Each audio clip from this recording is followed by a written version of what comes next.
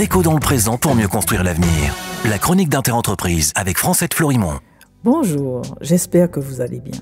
Hier, je vous expliquais que cette réforme de la retraite paraît en trompe-l'œil. Et si son objectif premier était de boucher les trous? Ces déficits réalisés au fil du temps, notamment grâce à la baisse des impôts pour les entreprises, mais pas seulement. Après les entreprises, en effet, les baisses d'impôts ont également concerné les ménages les plus riches avec la suppression de la taxe d'habitation.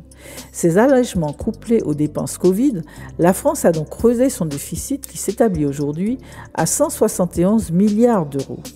Et comme le gouvernement a promis à l'Union européenne que la France repassera son déficit sous la barre des 3% avant 2027, alors qu'il est aujourd'hui à 5%, le gouvernement doit serrer les boulons partout alors que c'est lui qui a créé les déficits.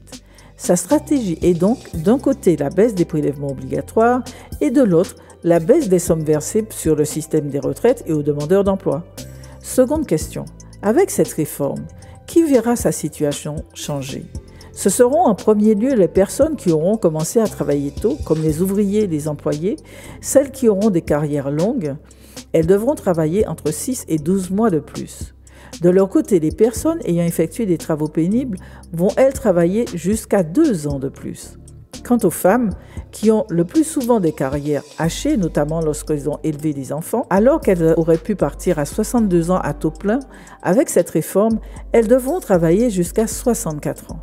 Les cadres et ceux qui ont commencé à travailler plus tard seront les moins touchés par cette réforme. En résumé, cette réforme est faite pour faire des économies et des économies qui seront portées par les personnes qui devront décaler l'âge de leur départ à la retraite sans gagner d'argent, c'est-à-dire les femmes, les ouvriers, les employés. À demain, on continue. Prenez soin de vous. Déco dans le présent pour mieux construire l'avenir. La chronique d'Interentreprise avec Francette Florimond.